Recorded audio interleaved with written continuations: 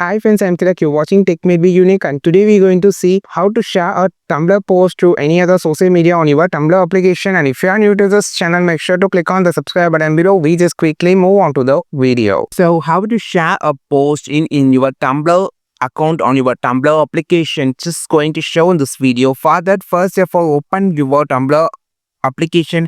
Now if you just need to share any particular post, you just need to share the first post. I just talking about this phone post to with my friends. So for that, you have the share symbol on the bottom section, so click on this. Now it shows three more options, like directly you can just share to the Facebook chat or Discord.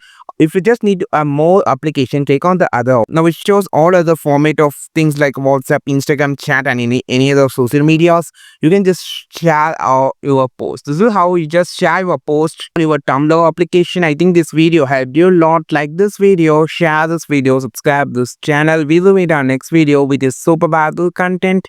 This is Tilak signing off from Tech Made Be Unique. Have a wonderful and also a beautiful day.